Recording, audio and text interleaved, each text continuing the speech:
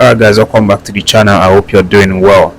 So the Super Falcons are expected to regroup again in camp, ahead of their game against Cameroon coming up in just a few days time. The first leg is on the 31st of May, then second leg coming up later on the 3rd of June.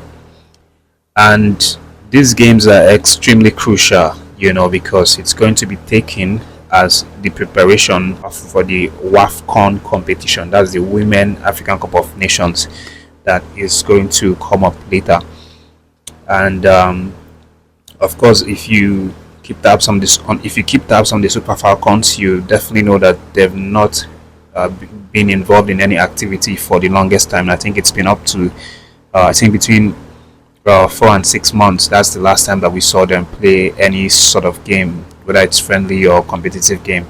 So this is definitely going to be a very crucial match, and of course they will be very excited to regroup again. So as far as the list, we've seen NFF and the interim coach Madogo release the list right now. The list is looking very familiar. The guys that we already know that are usually called up. I'm seeing a lot of them, starting with goalkeeper Chamakan Nadozie, who gets called up. But then there are also two other goalkeepers as well, Ademola and Jiwaku.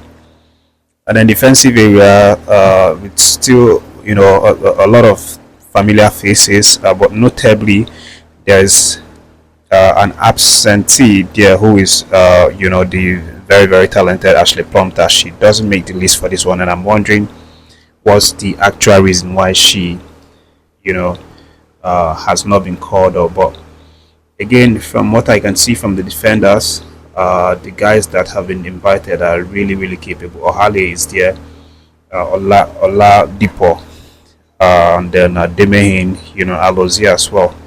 So we have some very capable defenders who are not new to the occasion.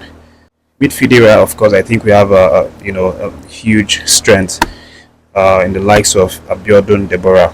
Echegini, of course, as well has been called. Uche Christie, Rashidat Ajibade, the captain, has also been included. And by the way, speaking of Rashidat Ajibade, she recently was given a farewell emotional goodbye by her club, after it was understood that she would not be playing with the Atletico Madrid women's team anymore, because they have reached an agreement and decided not to renew her contract. So it's going to be very interesting what happens with her future. But I'm hearing there are a number of club sides who have already started showing interest for the very talented midfielder.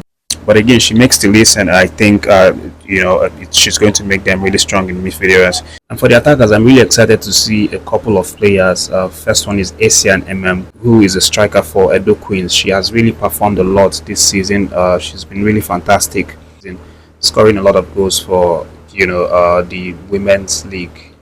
And then there is Francesca ORDEGA, who also makes the list in the attacking areas. ORDEGA is not that young. I think she's getting close to 35 right now, but she gets the call up, and for a good reason, because of course she has been impressing a lot in the Saudi Arabia's women's league, where I think a couple of matches ago she scored a hat-trick, and then Ashley PLUMPTRE, who's also her teammate, scored as well in that game. But all in all, ORDEGA has been scoring since she moved to Saudi Arabia, and that's, for me, I think is the reason why she gets called up back into the squad. But for sure, I don't expect her to be a future plan for this team. She's probably just going to come in and bring her experience, bring winning mentality into the squad to help groom all of the other youngsters as well. For example, OSIMHEN can actually learn a lot from ORDEGA in terms of how to score goals. So this is the list, and as I said, we expect these girls. We expect the coach to communicate when he wants to set the camp, when he wants to open the camp, so that we will start seeing these girls come into the camp, and start preparation against Cameroon. First match is on the 31st of this month, and then on the 3rd of June. comes the second leg. But leaving that gist, guys, there is a situation regarding the Unity Cup games that Coach Chelle and the Super Eagles are now preparing for. Of course, you know the list came out, and a couple of there were a couple of names that were missing in this list. So the organizers are saying that Victor Osimhen's exclusion from the Unity Cup list is affecting their ticket sale. As a matter of fact, they are claiming that they have a substantial amount of the tickets that they are still holding, waiting for fans to come and buy, and the fans are not willing to buy these tickets anymore because they now discover that Victor Osimhen will not be showing up, and that makes a lot of sense because a lot of people would want to see Victor Osimhen take part in this game and thrill them with his presence.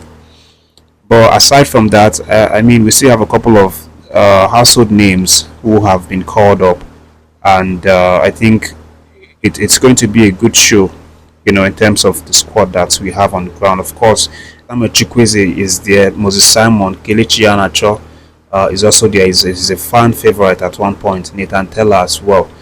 So Desas, Ahmed Musa, definitely anytime, any day, he has a lot of fans.